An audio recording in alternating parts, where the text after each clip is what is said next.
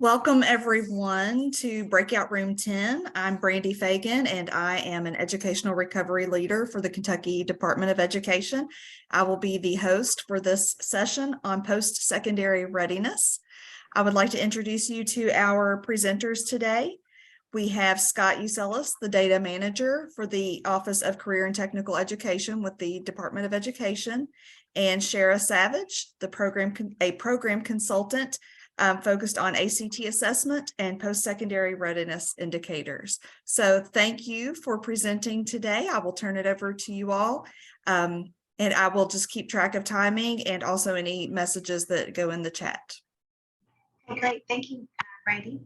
As Brandy said, my name is Shara Savage, program consultant in the Office of Assessment Accountability, and I am joined by Scott Uselis in the Office of Career and Technology. So we'll get right into it.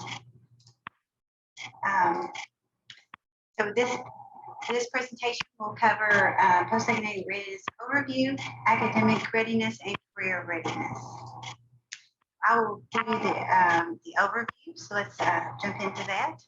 So post-secondary readiness is an attainment of necessary knowledge, skills, disposition for students to successfully transition to the next level of his or her educational career. In order to demonstrate post-secondary readiness, a high school student must earn a regular or an alternative high school diploma or be classified as grade 12 non-graduate and meet one type of readiness, whether that be the academic or the career. And so we'll go over the career portion. This includes all students with a G code in Infinite Campus.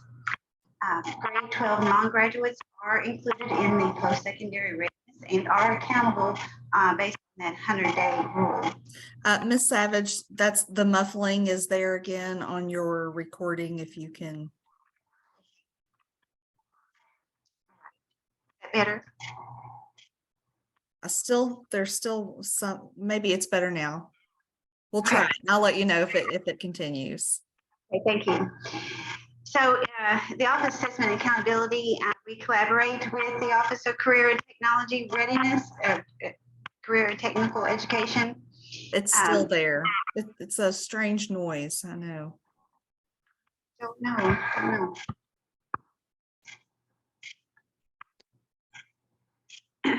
Is the noise went away? Still there? It's still there. Do you want me to read it for a little bit, Shara, while you work? Okay, it's no problem. So yeah, I'll pick back up. I know those things happen. It's happened to me before. I'll introduce myself again. I'm Scott Uselis. I'm the data manager in the Office of Career and Technical Education.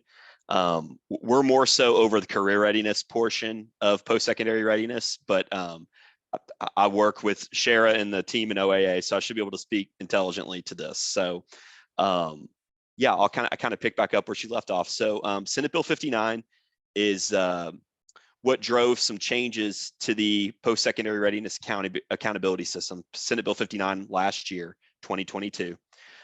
So here are kind of the indicators of what constitutes post-secondary readiness currently. A lot of this is similar to what was in the old system. Some of it is new, and then some of it has been amended somewhat. So we'll kind of go over this real quick.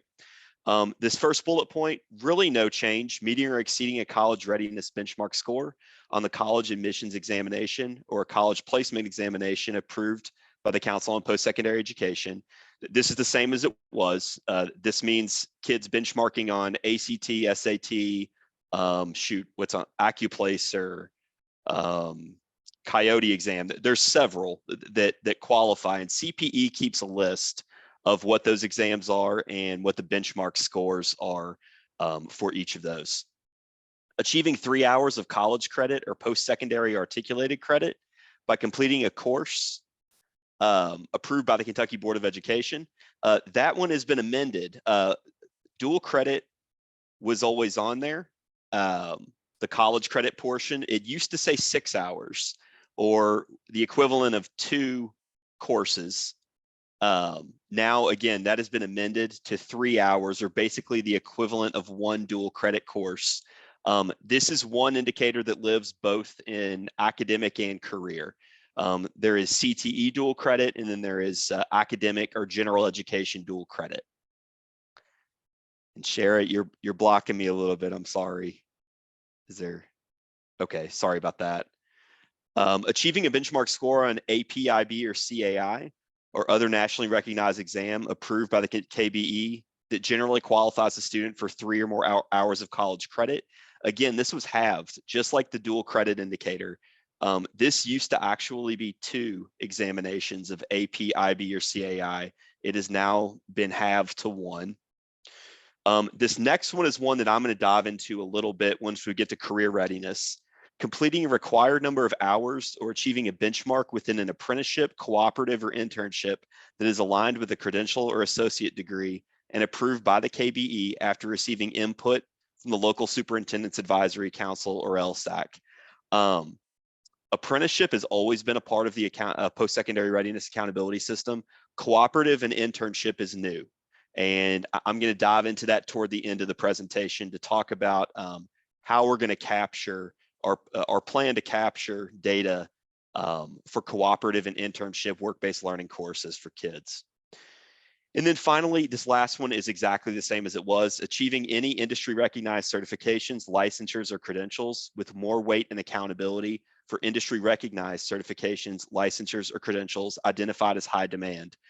That is our industry certification career readiness benchmark. That is, as I'll talk about here in the future, that is the only way for a kid to accrue a bonus on behalf of a school, is to have a kid that benchmarks on an industry certification that's deemed high demand by our list. And Sheriff, you can move to the next slide.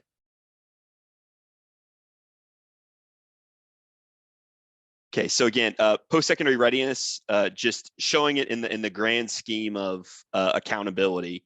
It is attainment, like Shara said, attainment of the necessary knowledge, skills, and dispositions to successfully transition to the next level of his or her educational career. So preparing kids for what's next, whether that be going into post-secondary education, whether that's going directly into the workforce, or a combination of those two. We can go to the next slide. Okay, and just showing this previously used to be 30% of the accountability system on behalf of a high school. Post-secondary readiness is now 20% of the overall accountability score. So it's 20% of a high school's total accountability score. This is just the kind of the equation that is used. One additional kind of slight change to this from the past few years. The equation works essentially the same. We used to only count graduates. Now we do count graduates plus grade 12 non-graduates in the denominator. So the denominator is probably a little bit larger than it has been in the past. That came from above. The U.S. Department of Education, I know, dinged us on that by saying that we were cherry picking who we were reporting upon by reporting just upon graduates, but it's now graduates plus all grade 12 non-graduates. And again, I'm not going to go through the whole equation here, but it's basically it's your number of students that meet readiness when taking into account also the bonus for industry certifications in high demand areas, 1.25 points on behalf of those kids, 1 point for everyone else. Okay, if I could go to the next slide. Okay, so each of the academic readiness indicators. Okay, so again, I kind of touched on these already, but basically high school students are measured by one benchmark, meeting or exceeding the college readiness benchmark score on the college admissions or college placement exam, like we talked about, the ones you all are probably familiar with, ACT, SAT, Coyote, AccuPlacer, ALEKS, ALEKS is a math college placement examination. There are several, and we can point you toward the actual CPE website that will walk you through what those exams are and what the benchmark scores are for each. And actually, there it is right there. That was last year's. Okay, so ACT, SAT, Coyote, GED, College Readiness, and ALEX. And then if you could go, okay, so this is the one for the next, this is going to actually cover the next 3 academic years. This past fall 2022, all the way through spring 2025. They used to do an annual list. This is actually going to cover the next 3 academic years that goes through, you know, each of the exams that will count toward that. The 2 new ones on there are AccuPlacer and EdReady Diagnostic are 2 new examinations that can count toward academic readiness.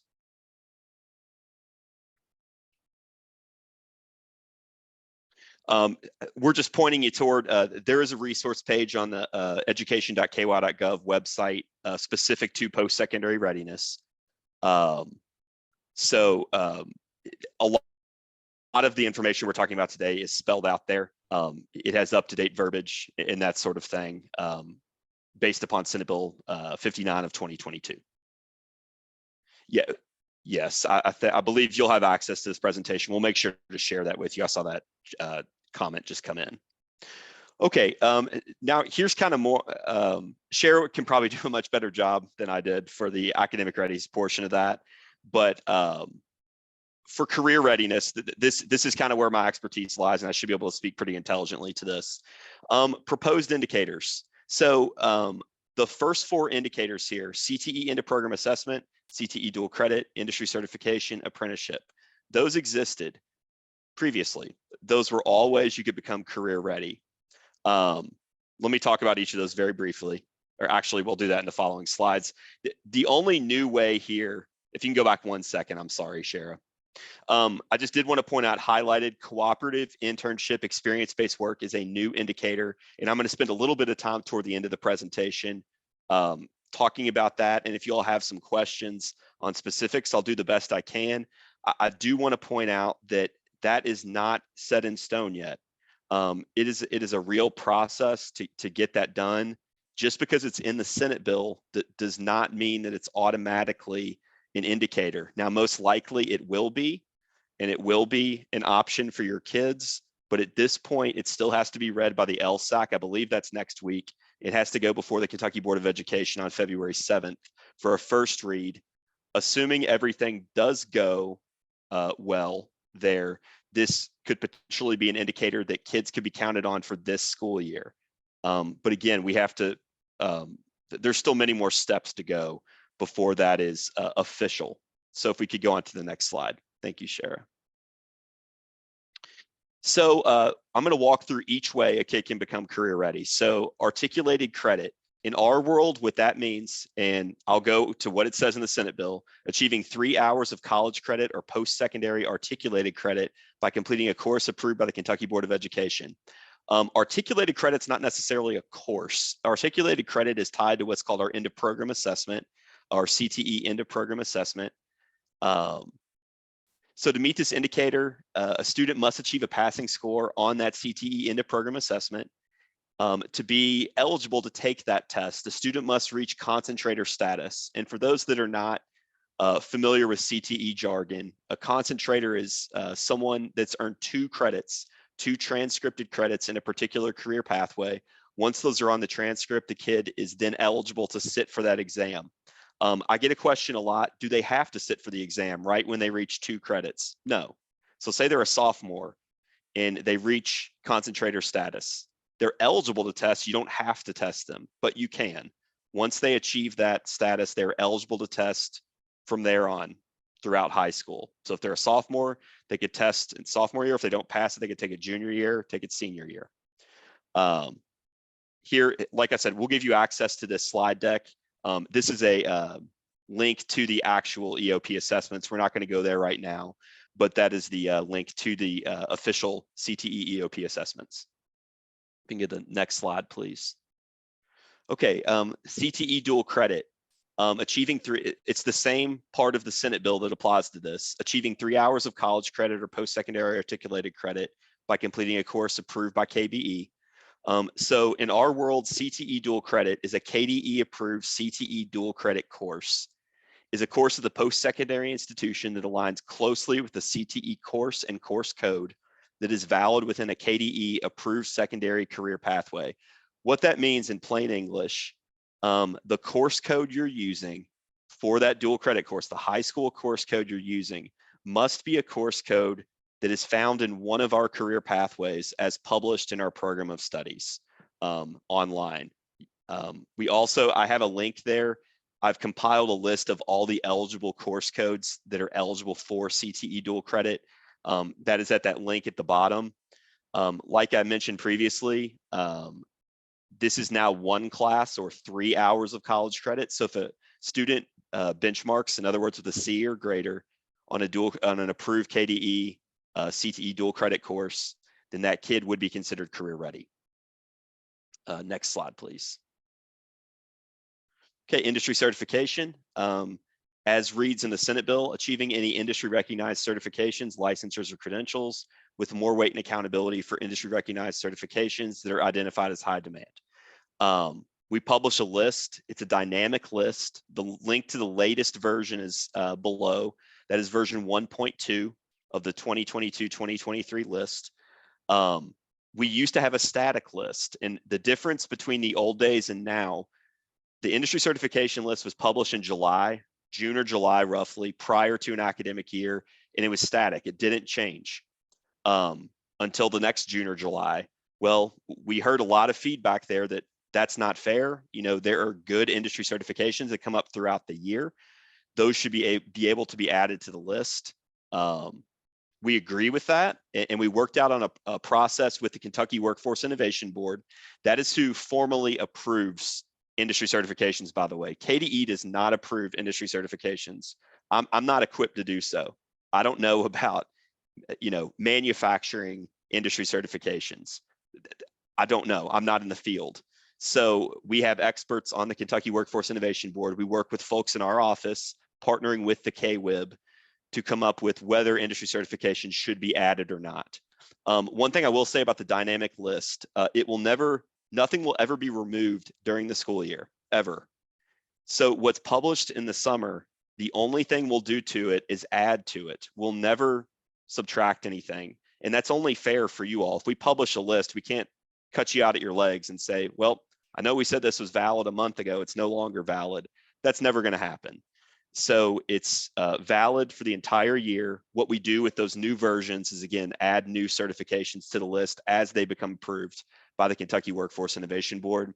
As I previously mentioned, this is the only way in the post-secondary readiness accountability system that you can earn a bonus for a high demand industry certification. That is published on the list, which again is linked at the bottom of this slide here. And we'll give you all access to this. That list is published online. It's public knowledge. We can go to the next slide, please. Thank you. Apprenticeship. So completing a required number of hours or achieving a benchmark within an apprenticeship, cooperative, or internship that is aligned with a credential or associate degree and approved by the KBE after receiving input from the LSAC. The apprenticeship portion of this particular bullet has always existed. You've always been able to have kids benchmark via apprenticeship. And to meet this indicator, a student would earn what's called the TRAC certificate, or the Tech Ready Apprentices for Careers in Kentucky certificate. It's officially earned once all TRAC requirements are met and names are submitted to the Labor Cabinet for registered apprenticeship. So just by having a kid that completes the TRAC pathway and say passes a TRAC exam, that doesn't mean they have the TRAC certificate. The school has to follow through with all the things that are in that TRAC agreement, which includes, again, submitting that to the Labor Cabinet, which allows the kid to actually get a credential. That TRAC credential is portable. And by that, it means the kid can travel anywhere in the country, and it's going to be recognized as a portable credential that they've started to complete a registered apprenticeship program. It's not saying they completed an apprenticeship, but it starts them on the road to, again, getting into a registered apprenticeship. So that's always been a part of post-secondary readiness. It will continue to be so. And if we can go to the next slide, this is the new piece, and this is the one you all may have some questions on. So I'll try to get through this as quickly as possible. So if you all do have some questions at the end, I'll do my best to answer with the knowledge that I have at this moment. So it's the same part of the Senate bill that addresses this apprenticeship, co-op, internship. So again, this is a new proposed career readiness indicator. Like I've mentioned previously, this indicator still must be vetted by both the LSAC, we're meeting with them next week, and the Kentucky Board of Education in February for a first read before this becomes, set in stone and official. But what I'm going to do today is show you kind of where it is right now, where we think it's going to land. Again, that's not to say it's set in stone, but where it stands right now. So if we can go to the next slide. When we saw this come through in the Senate bill, we knew we had to convene a group together because, again, we want to bring some experts in on this before we start setting benchmarks and so on. So the KDE Office of Career and Technical Education, which is my office, and the KDE Office of Assessment and Accountability, which is Shara's office, created a committee to address the co-op internship / experience-based work indicator. Members of this committee included a superintendent, many principals, work-based learning coordinators, and representatives from both of our offices, OCTE and OAA. The big goal here was to develop a new career readiness indicator that is of equal rigor to other existing career readiness options. We didn't want to make it so difficult that no kid would ever be able to achieve it. We also didn't want to make it so easy that any student could achieve it. So it's a delicate balance. We're trying to make it, again, as the rigor is equal to all of the other career readiness indicators. We can go to the next slide, please. So, who's eligible for this? I get this question when folks saw this is coming on board. I've answered this question several times. So which students are eligible to pursue career readiness via this indicator? Basically, most students. The most obvious kids would be your CTE pathway students. These are kids that are active in career pathways. The way this would work is schools would use a valid CTE cooperative or internship course code. Every single program area in CTE, whether it be agriculture, business and marketing, family consumer sciences, information technology, et cetera, all have co-op and internship course codes that go along with those pathways. You would use those course codes, and that's the way, from a data collection perspective, we'd be able to capture who actually did participate in a CTE co-op or internship. I did want to make one quick note. To qualify for CTE cooperative, students must either have already completed the career pathway, 4+ credits in the pathway, or concurrently be taking a related career pathway course in addition to the cooperative experience. We have a lot of schools that do not follow this, and this is a separate law, a separate regulation that governs cooperative experiences. You can't just throw a kid and say, oh, this is their first course in a pathway, we're going to put them in co-op. It doesn't work that way. Nor would you want a kid that has really no expertise being on the work site somewhere. This is for kids that have spent a fairly substantial amount of time in a pathway. They've either completed it or they're concurrently taking a course while they're in that co-op work experience. So just wanted to throw that out there. You do want to make sure that you're abiding by that.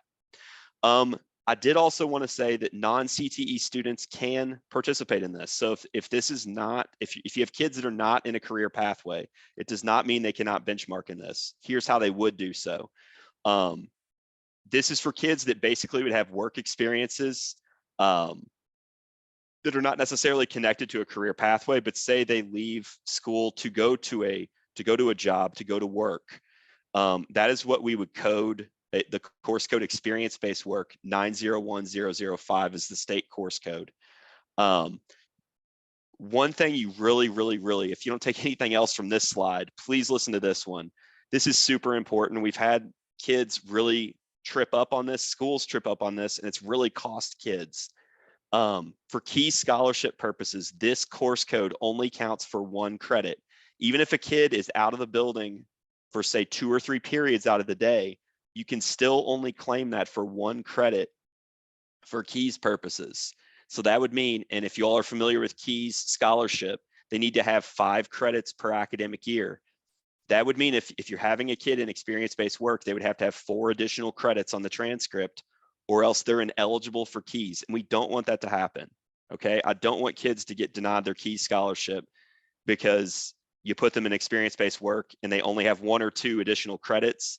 You're costing that kid potentially, thousands of dollars. So it's very, very important on that, especially for experience-based work.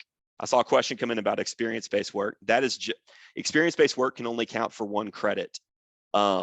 CTE internship can only count for 1 credit. The only one that can count for more than 1 credit for KEYS purposes is CTE co-op, specific to CTE co-op, and that can be as many credits as is in the student's schedule. So if they're at work specific to a co-op for that co-op course code for say 3 periods of the day, that can count for 3 credits toward KEYS eligibility. Those are very special course codes. Those are the only ones that can do that. Otherwise, it can only count for 1 credit. Okay, you're welcome. Is there another slide? I think there's one additional slide. Or did you want to get to some questions?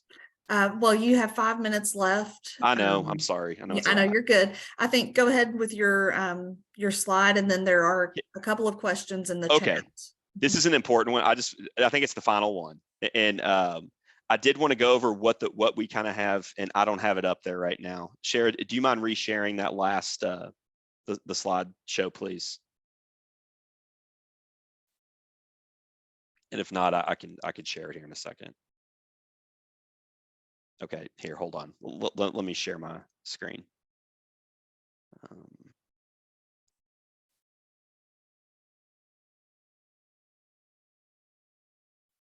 Hold on 1 second. Let me get to the very bottom.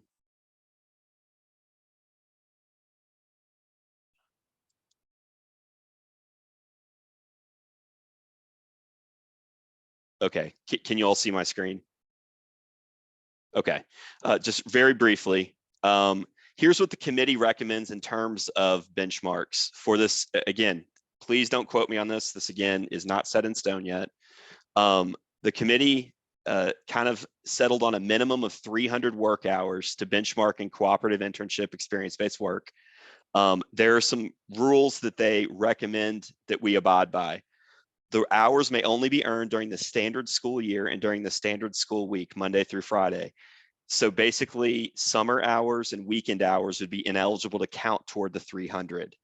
The feeling was that would be too easy to get to 300 very quickly, but here's kind of the compromise to that. A student may count all hours worked during the standard school week that are connected to the experience, including outside the school day. So if a kid is working, say 1 to 8 p.m. on a Wednesday, I don't know, they would be able to count all 7 of those hours, not just say from 1 to 3, the 2 hours that they're actually supposed to be in school. So you'd be able to accumulate the total amount of time that that kid works during the day, during the standard school week, and during the standard school year. And then finally, a minimum letter grade of C or higher to benchmark in cooperative internship or experience-based work. This is to mimic basically the dual credit grade of C. So a student would have to basically get a C or above and have 300 work hours in a cooperative internship or experience-based work. If multiple grades are on the transcript for the same course, we got that question, then only the sections in which the student earned a grade of C or higher would be eligible to accumulate hours toward the 300-hour minimum. One thing that's not on here, if there are like experiences, like for example, if they do something junior year and they do something else senior year, but it's related, and they are, say they do internship junior year, cooperative senior year. I don't know if that's realistic or not, but if it is, you would be able to stack those hours.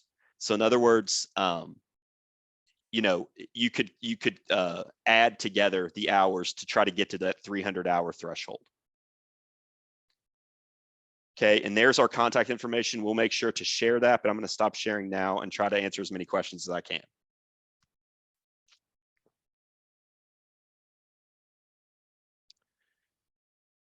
Do you want me to go to the chat here? So there is Let's see. a question about if a student achieves the potential to take an EOP, do they have to take it? That's great question. It depends. This is getting into more federal Perkins legislation, but if a kid is a concentrator, in other words, if they are eligible to take an EOP, according to Perkins legislation, we say that they either need to take an EOP or an industry certification before they graduate. So if they don't, they really would need to take an industry certification. But if they say they pass an industry certification, there would be no need for them to take the EOP unless they chose to. okay. And then I think I answered the other one that's on there from Dana. Kind of to add, yes, I think you did, but to add to that, can the school choose to not test a student? For example, they've taken the courses, they've met, the requirements to take the EOP, but they don't feel that the, student is ready. They would, if you want me to answer officially, we would say they probably should. Okay. Either an EOP or an industry certification prior to graduation, or else, not to get too deep on it, but there's federal reporting. Sure. They would be a 0 out of 1, if that makes any sense. Sure. From a federal perspective, if at all possible, they should try. Yes. Okay. Are there any other questions before we close out? And we'll make sure to share this with you. And we apologize for the technical difficulties there. All right. Well, thank you both. I know, and thanks for everyone for hanging in there with us. Technology is great when it works like it's supposed to, but That's right. we made the best of it, and we appreciate you, and we appreciate the information. Thank you so much. No problem. Thank you all very much. I appreciate it. Bye-bye. I'll share the PowerPoint. Okay. Okay, thanks. Thank you.